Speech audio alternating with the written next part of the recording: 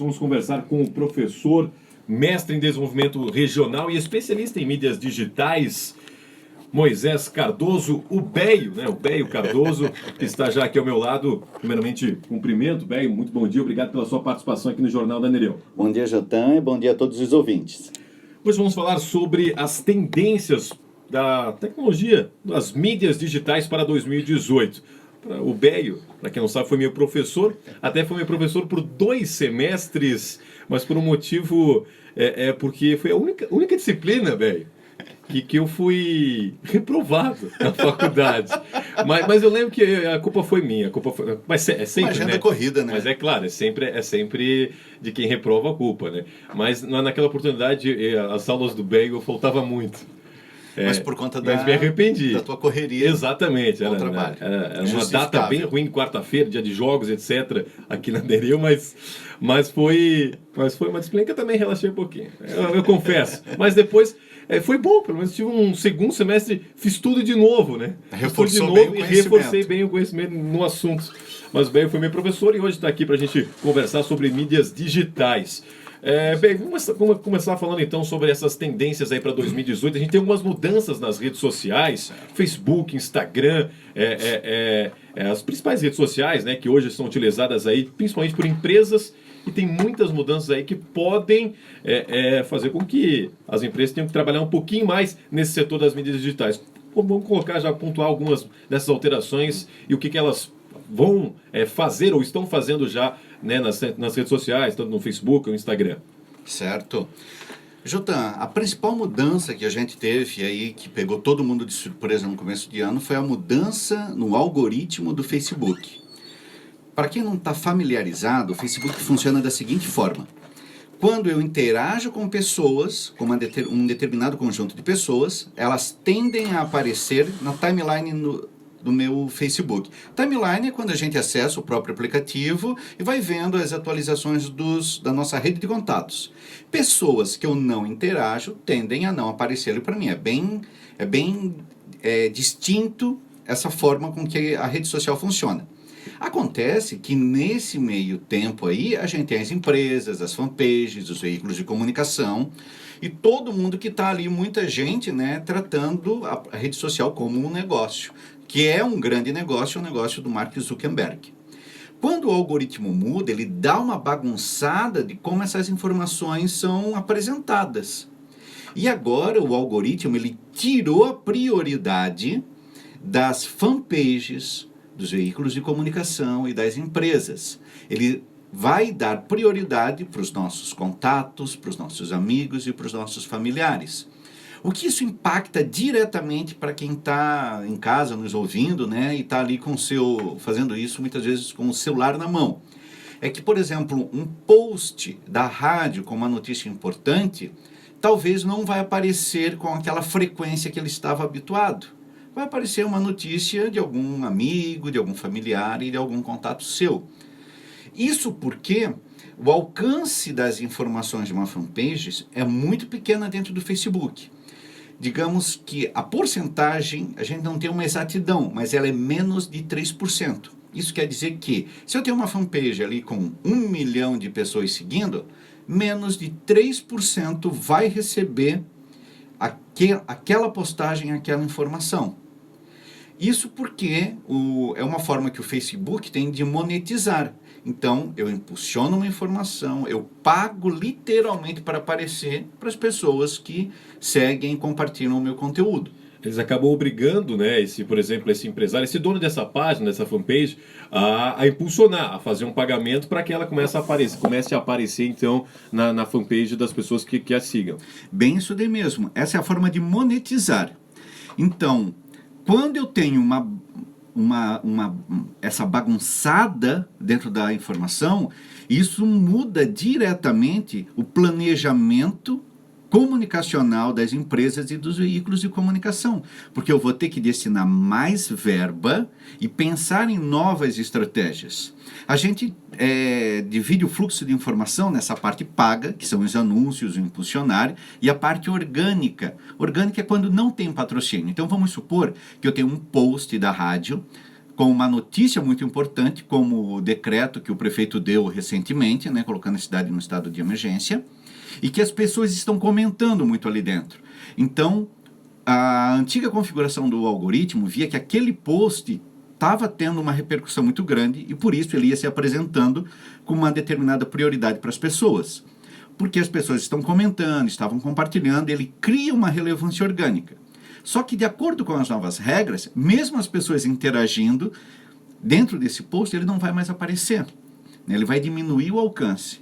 E isso, num médio espaço de tempo, é muito preocupante porque a gente tem um ano eleitoral se apresentando aí pela frente. Né? Então a gente pode pensar que talvez uma notícia de algum candidato que impacte diretamente a política, lembrando que muitas pessoas usam o Facebook única e exclusivamente para se informar, podem ficar desatualizadas de alguma notícia importante nesse ano eleitoral que está se aproximando aí. Vamos exemplificar, uma pessoa hoje que está nos ouvindo, está lá, né, rodando a timeline, a linha do tempo do Facebook, e aí ela está vendo bastante publicações da Rádio Nereu Ramos, do portal Município Blumenau, do Informe Blumenau, está lá, isso em meio também, claro, às publicações dos parentes, dos amigos. Com esse novo algoritmo que está sendo feito pelo Facebook, ela vai ver muito mais os amigos, os parentes, do que essas fanpages. Existe uma explicação o porquê que está sendo feito isso? É mera exclusivamente mesmo para tentar fazer com que as pessoas, com que as fanpages invistam mais? O Mark Zuckerberg, na entrevista que ele deu, anunciando essa mudança do algoritmo, lembrando, ele já vinha sendo testado em outros países, agora no começo do ano é que chegou aqui no Brasil essa forma. Ele alega que dessa forma as pessoas podem interagir muito mais. No começo do Facebook, ele tinha essa prioridade, mas a gente sabe que isso é um grande negócio, né? A mina de ouro do Facebook são os anúncios que acontecem ali dentro. Então, ele alega que fazendo isso, as pessoas vão interagir muito mais entre si. E também ele é uma forma dele, talvez, proteger as pessoas de algum estratagema comunicacional que as empresas fazem para conseguir ter um maior alcance. Mas, nas entrelinhas, né, a gente aqui no papel de especialista, entende que isso é uma estratégia mercadológica. Eu preciso aumentar minha receita e mudando o algoritmo, as empresas vão ter que investir mais para aparecer para as pessoas. Existe alguma brecha nessa nova fórmula? Por exemplo, a gente aqui pela Rádio Nereu Ramos tem uma fanpage. O nosso ouvinte talvez tenha uma empresa, ele tem uma fanpage e agora ele começa a se preocupar. Eu vou ter que investir mais no Facebook. Será que não tem uma forma de eu conseguir ainda me manter na linha do tempo, na timeline dos nossos ouvintes, dos nossos clientes, sem eu precisar fazer esse investimento? Sim, Jotan. A gente tem... Cada fanpage tem ali nas configurações a possibilidade de dar prioridade ao conteúdo. Então, por exemplo, eu uso o Facebook muito para me atualizar das informações locais aqui da nossa região. Então, os principais veículos de comunicação que tratam das nossas temáticas aqui da região, eu vou lá e configuro ele para receber esse conteúdo com prioridade. Então, tudo que a rádio está postando, né, e que os outros veículos que são parceiros aqui estão postando, eu consigo receber como prioridade. O problema é que não são todas as pessoas que têm o conhecimento técnico de fazer isso. Então, essa simples mudança, muitas vezes, faz com que o conteúdo não chegue nas mãos de quem deveria consumir essa informação. E lembrando também, Jotan, que não foi só o Facebook que mudou o algoritmo. A gente também foi pego essa semana de surpresa com a mudança nas regras do YouTube. Então, a gente vive um momento, né, de uma explosão muito grande dos profissionais que estão trabalhando ali dentro, dos YouTubers. Né? Para quem não sabe, esses YouTubers sobrevivem da publicidade que é rodada dentro da própria rede social, só que teve um aumento muito grande, uma explosão muito grande de gente trabalhando nesse segmento. E as regras mudaram. Mudaram no sentido de que um canal, para começar a monetizar, ele tem que ter um número de pessoas inscritas muito grande e também um número de horas foi aumentado. Então, se hoje eu resolver virar um YouTuber e tiver ali a minha família me seguindo apenas e uns 2 vídeos, vamos por 10 minutos de vídeo, eu não vou conseguir monetizar. Porque a carga horária de vídeos que eu tenho que ter é maior e o número de pessoas que se inscreveram no meu canal para consumir o meu conteúdo também aumentaram a proporção. Isso, num primeiro momento, inibe, né, quem talvez queira começar nesse segmento. Quem já está há mais tempo ali, que já está com seus canais consolidados, aí a conversa é diferente. Mas a gente nota, né, toda uma estratégia mercadológica, por um lado, para o Facebook, para incentivar mais as empresas a investir, por outro lado, o YouTube tentando frear a ânsia desses novos YouTubers, e mais recentemente, pontualmente, ontem à noite, eu também vi notícias internacionais falando sobre mudanças no algoritmo do Instagram. Lembrando, Facebook, né, e o Instagram são do Zuckerberg, YouTube, né, já é coordenado pelo Google, mas a gente eu vi matérias já falando que muitos usuários sentiram mudança no seu feed de notícia. O feed de notícia é a mesma coisa que o timeline, né?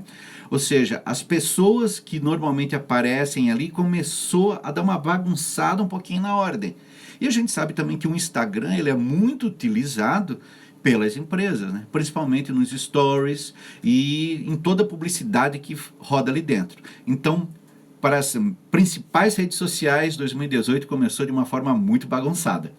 Começou bastante, talvez, tentando, né, buscar um maior investimento das empresas e etc. Até a gente está falando, então, sobre o YouTube, esse boom que o YouTube teve nos últimos anos em relação a YouTubers, né, a profissionais que trabalham com vídeos, etc., até sobre essa situação de começar a monetizar apenas com mais seguidores, com mais tempo de vídeos. A gente, por exemplo, tem exemplos, né, aqui no país. O Whindersson Nunes, que é o maior YouTuber do país. Agora eu nem lembro, nem sei onde está, mas pela última vez que eu tinha visto, estava em 16 milhões para cima. É uma pessoa que só botou uma câmera lá, começou a fazer vídeos, começou a ganhar views, começou a ter seguidores e começou a ganhar muito dinheiro com isso, monetizando. E muitas pessoas começaram a copiar, muitos se tornaram também youtubers e tudo mais. Hoje então fica mais difícil, a pessoa, não é qualquer pessoa que coloca lá um vídeo, tem, né, 15, 30 mil seguidores, mas precisa ter um número mínimo de seguidores, precisa ter um número mínimo de vídeos para conseguir, então, começar a monetizar e ganhar dinheiro com o YouTube. É bem essa lógica mesmo. E vale lembrar, né, que num primeiro momento, para quem é leigo, pode achar que é muito fácil ligar uma câmera e se destacar, mas tem um grande planejamento comunicacional por trás disso. Então pensem que uma pessoa que posta um vídeo por dia, um vídeo aí de 3 a 5 minutos, tem que ter uma retaguarda por trás, porque sozinho o cara não dá conta de fazer isso. Então, primeiro, eu tenho que ter uma pauta, um planejamento de conteúdo, depois eu tenho que ter as horas de gravação, as horas de edição. Lembrando que eu trabalho com vídeos que ficam na gaveta, então eu não acordo um dia e vou fazer o meu vídeo, não. Eu já trabalho com uma semana de folga, então provavelmente uma boa parte dos youtubers aí, eles trabalham com um mês de planejamento. Certo? Claro que vai entrando pauta pontual e aí vai caindo os vídeos, vão sendo remanejados.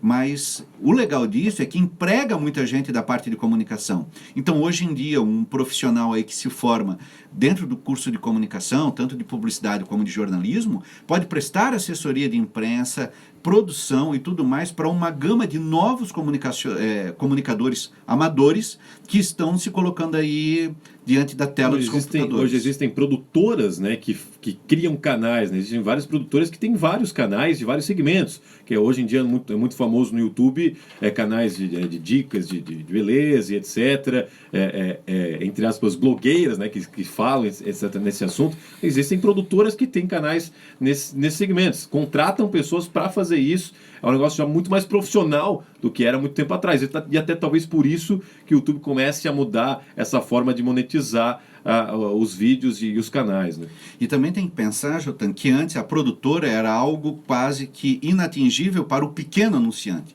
E hoje em dia, muitas produtoras perceberam, né, o nicho que podem ter fazendo a produção desses pequenos canais.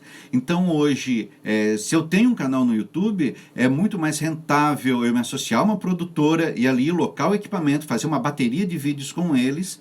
E também, claro, é um preço diferenciado, mas o legal disso tudo é que faz a máquina comunicacional girar. Então a gente tem um giro das produtoras, dos profissionais e agita um mercado que ficou muito tempo ocioso antes dessa nossa conectividade. 8 horas mais 33 minutos, estamos conversando com o professor Beio Cardoso, falando sobre o ano de 2018 para as mídias digitais, muitas mudanças, muitas tendências aí para este ano. A gente vai fazer agora uma rápida pausa, vamos para um intervalo comercial, mas daqui a pouco a gente volta com mais essa conversa com o professor Beio.